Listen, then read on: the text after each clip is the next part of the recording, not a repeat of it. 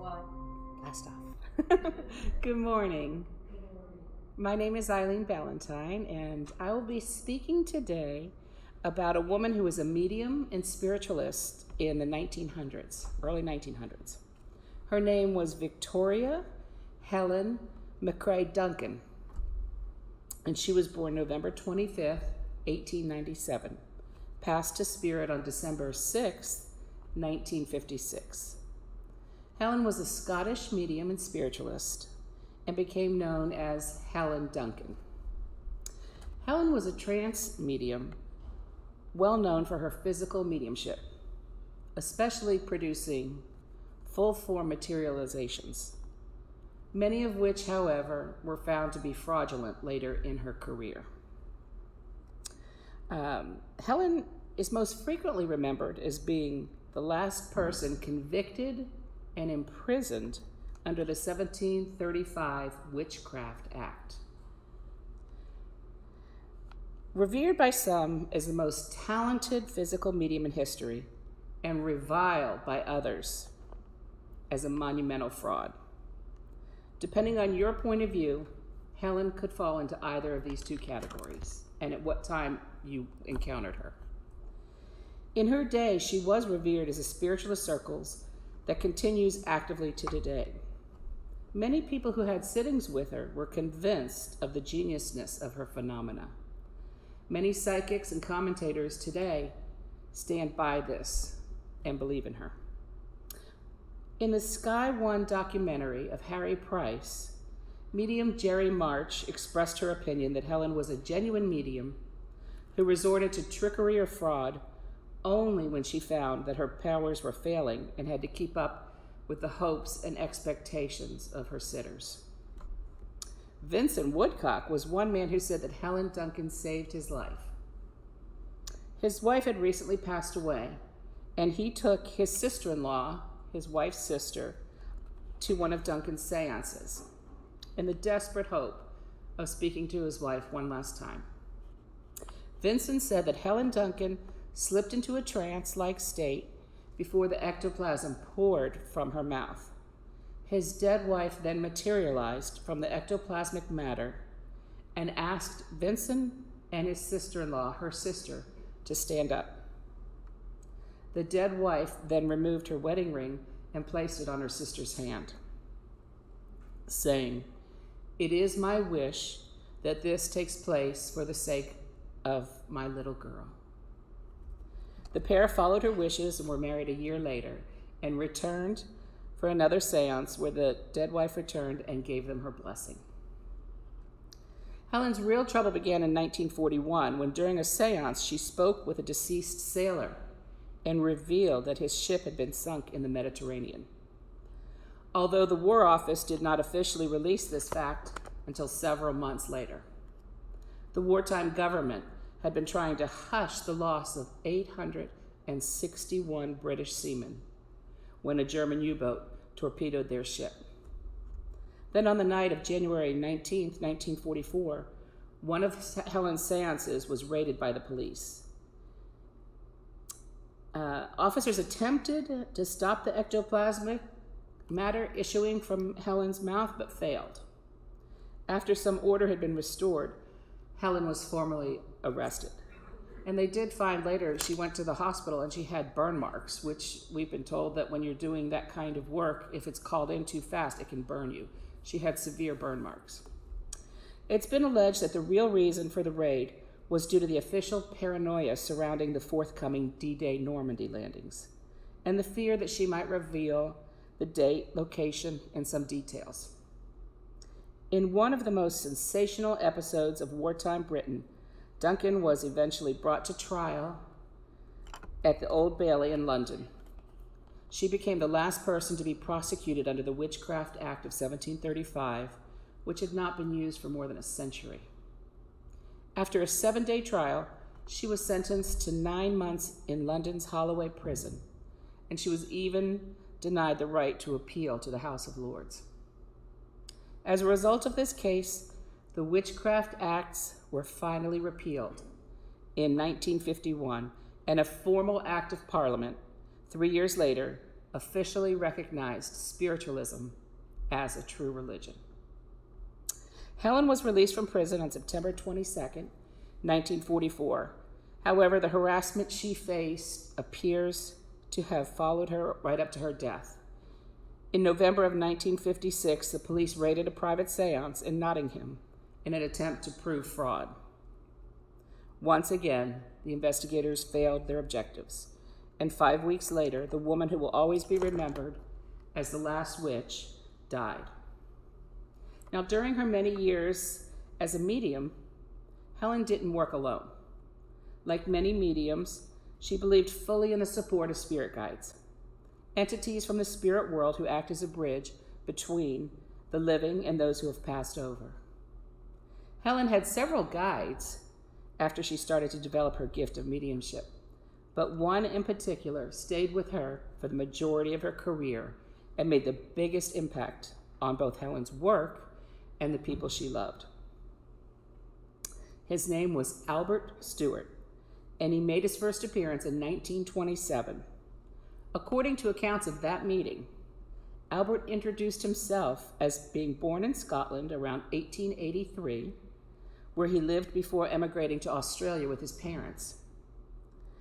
There, he became an apprentice pattern maker and died at 1913 at the young age of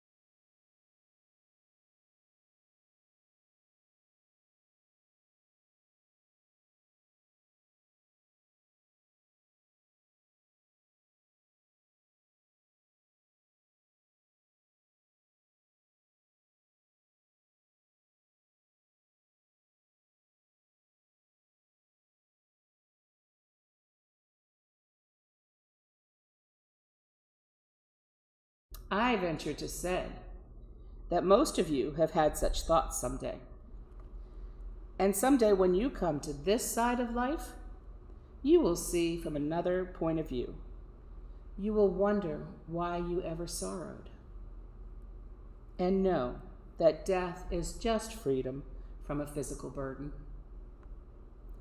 There are many differences in our outlook from this side, and the chief of them is that we are only attracted to those we care for. Love is the key to everything. Now, I have more of the speech, but I wanted to stop there. I want you guys to think about that. Like, spirits are only attracted for love. They're not coming back for revenge.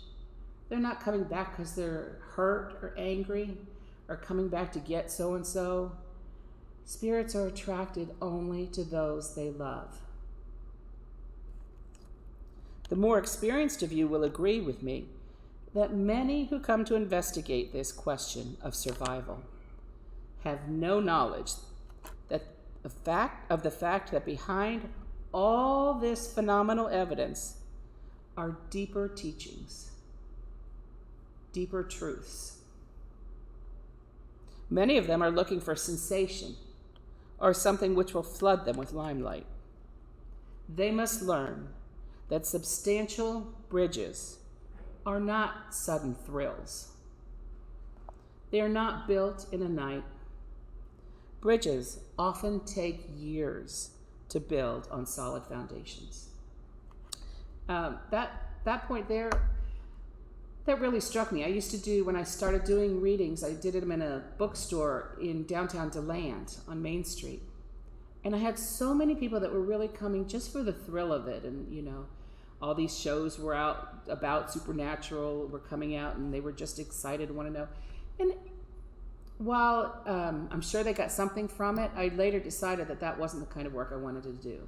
That I really wanted to, as a medium, be there for people who wanted comfort, who wanted peace, who wanted to connect with loved ones. So I left that spot. I was very successful, and it was very busy. Sometimes I would do, 8-10 readings in a day. But I just decided that I didn't want to read for people who were just wanted that sensation of the ooh factor. So the true developing circle can be an aid in approaching the spirit world. I know the thoughts that are going through many people's minds. Oh, such and such a person does not lead a good life. How can they get in touch with anybody? It is a fact that the Nazarene, Jesus, did not take his disciples because they were good men. He took them because they could become bridge builders for him. Just analyze yourself and find if you are a capable person, and just feel that those around you are there for the purpose of bridge building.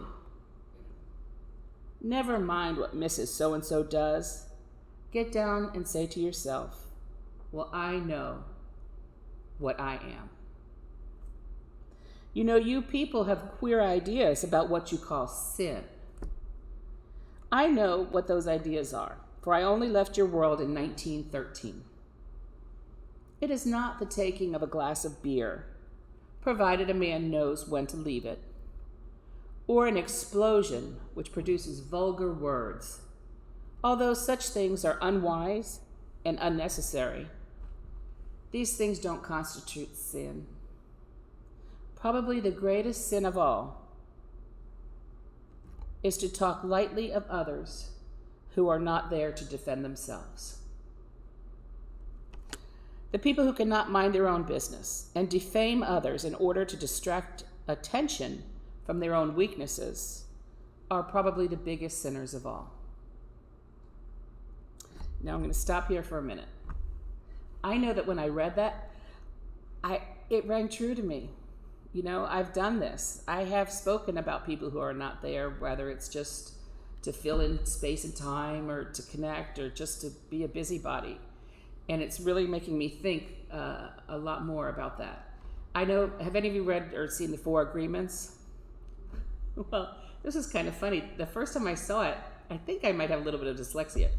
The first time I read that, I read it as, be despicable with your word. And I thought, well, I'm already there. I don't even need to read this book. So this for me is an ongoing process of being aware of how I choose to use my words.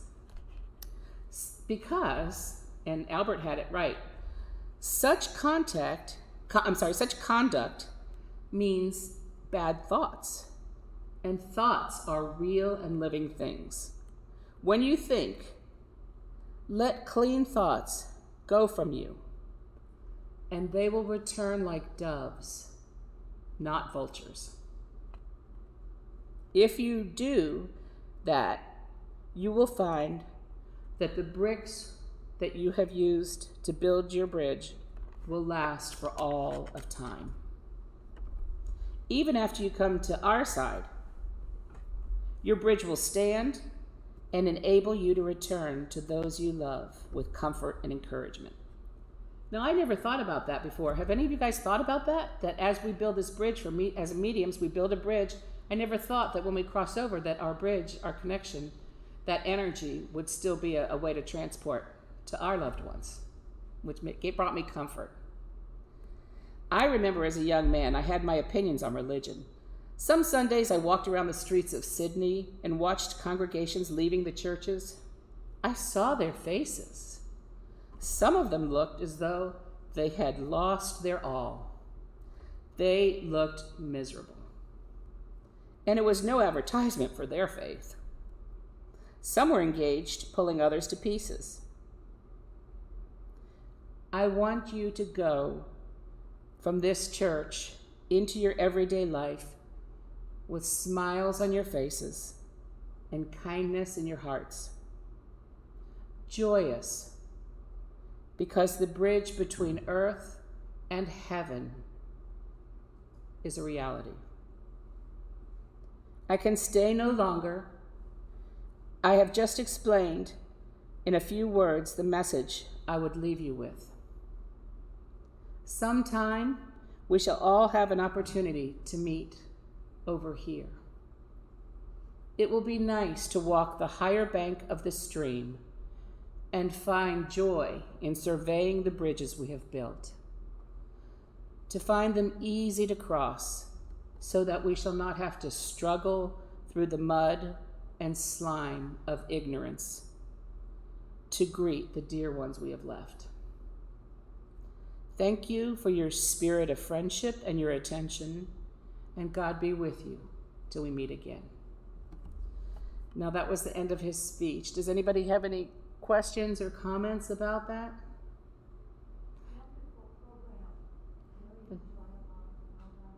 Thank you. I thought that every word that Albert said 80 years ago could be taught up here every single week. I could hear it every single day and learn something new from it each time. There are skeptics as to the validity of spirit guides and channeling, but despite divided opinion as to Albert's existence, it mattered little to Helen and her family. Their belief in Albert continued right up until her death. In 1956, as Helen lay dying, Albert was there with her, telling visiting friends 2 days before her death that we are taking Mrs. Duncan home. She has well earned her rest. The bond remained. Shortly after her passing, Helen sent a message via another medium that Albert had been there to meet her on the other side when she crossed. That just made me feel so much comfort to know that the people that we're working with now, not just our loved ones who have passed, but our guides and our angels and all the people in spirit that I've connected with, to know that they will be there to comfort me and help me make the transition. Brought me so much peace. So are there any questions or comments at this point?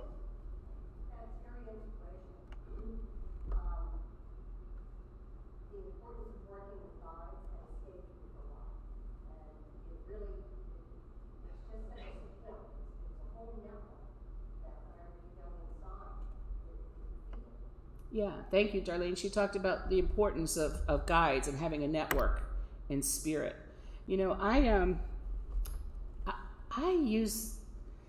just love my connection with my spirit guides. I was teaching a class in Gainesville, and one of my students is here, and every time I would go there, I would ask my spirit guides. I was like, okay, y'all get over there, talk with her guides, talk with everybody's guides, get it all set up. I want clear and helpful information for the highest and good of everybody.